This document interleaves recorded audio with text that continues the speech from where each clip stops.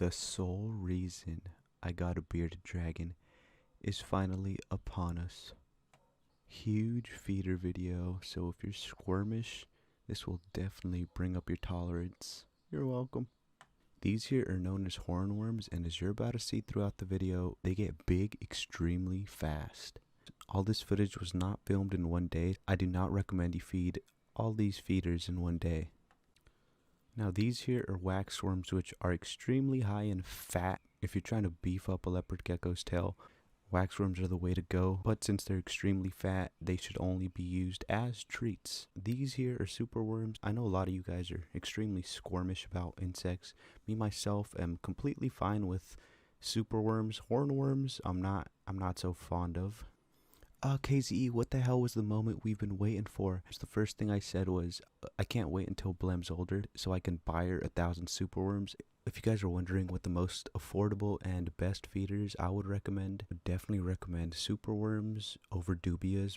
Dubias go by super fast, that's the problem. The good thing about superworms is their exoskeleton is much softer than mealworms. If you're also wondering what's good to feed your feeder insects, potato is the perfect way to feed them and hydrate them. Feed me, daddy, feed me, daddy, daddy, feed me, daddy. It's gonna be the first time she tries waxworms. Hanzo loves waxworms.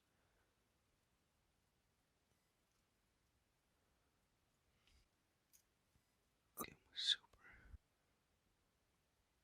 This year's Hanzo, my male sunglow raptor leopard gecko. And that's his baby mama peeking her head out. And I decided to name her Aurora. Since she has like a bit of blue in her eyes, a bit of white, and a bit of brown.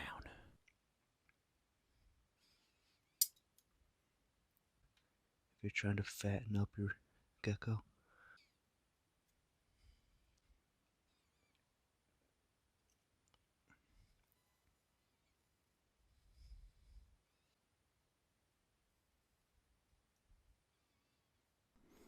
I want you guys to go down to the comments and let me know how many of you guys are brave enough to actually pick up some of these superworms with your hand. Like I said, I'm not squirmy about superworms. I'd completely put them in their place. I'd toss them around. It doesn't matter. I am currently working on breeding these superworms. To do that, it's pretty simple. Using some of these jello cups, I put an individual superworm in each of these jello cups and just leave them in a dark room. They'll eventually turn into beetles. I have around 200 superworms cupped up, so I'm hoping for 200 beetles. If they all had babies, I'd have unlimited supply of superworms, and I would just have to keep cupping up the supers to keep making beetles, and eventually maybe even sell them to reptile stores, sell them on Craigslist, you know? There's a lot of people looking for feeders.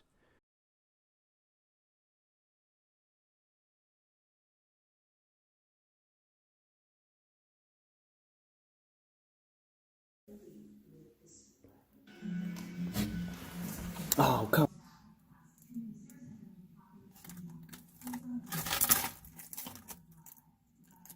look at that one. Holy sh! Bigger than my pinky now. Blame. Blame.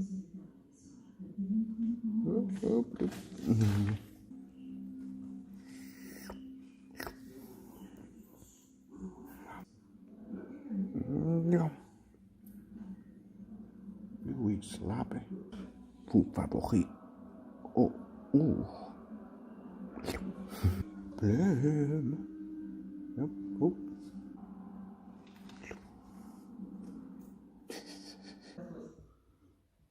She sees it.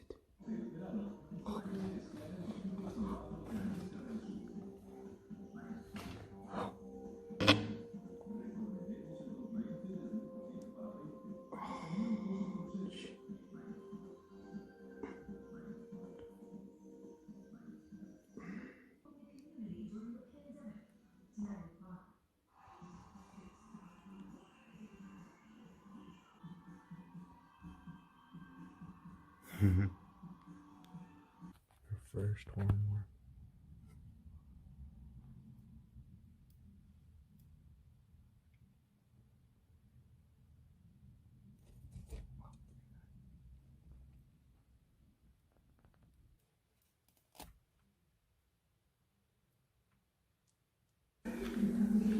No, there she goes.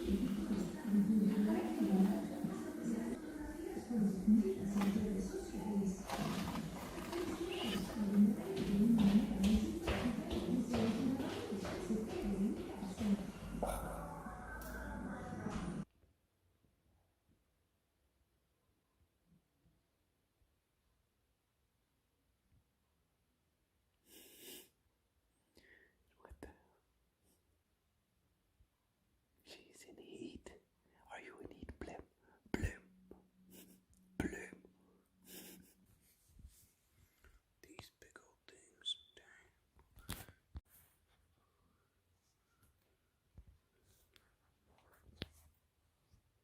And this here's the reason why these animals are called bearded dragons. As you can see, the beard, she only does this so often. Male bearded dragons are known to do this much more often to show their dominance.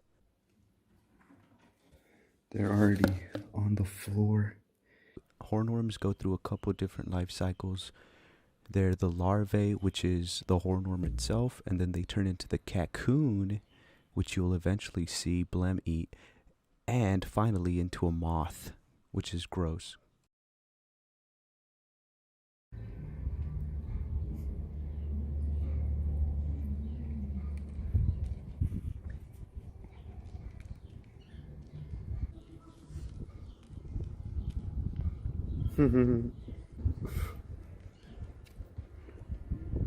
What's up, Glenn? We going for a swim?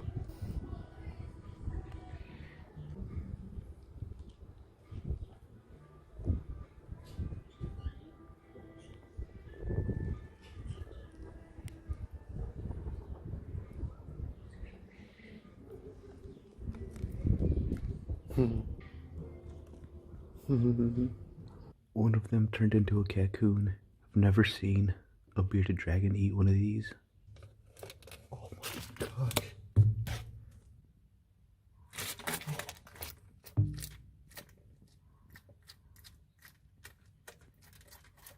Oh, jeez. Oh, gross.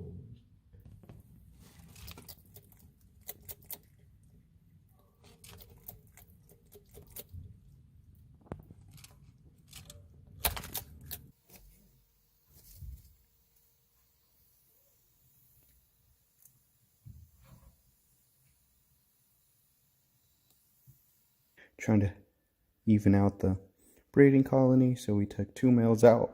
For every male dubia, there should be around 5 females, so one guy gets 5 bitches. What a dream. Okay, so here we got 2 males. She's gonna eat them. You're gonna eat the males?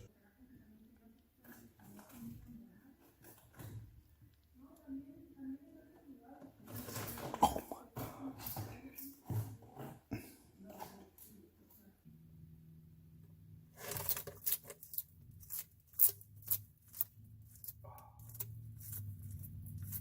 Oh, that is gory.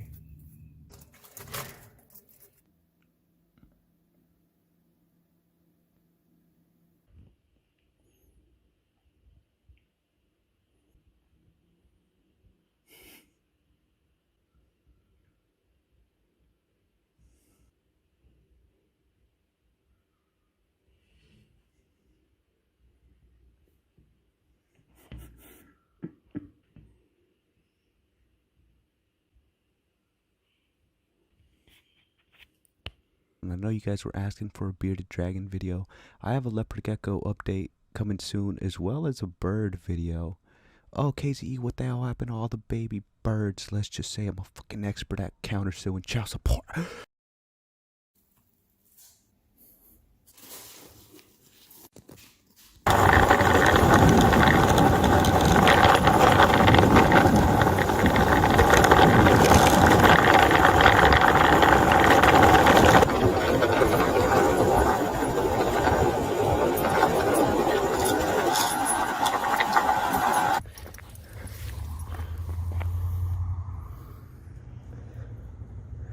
That was a long one too, huh? Feel free to follow me on Instagram and on Snapchat at KZ_production.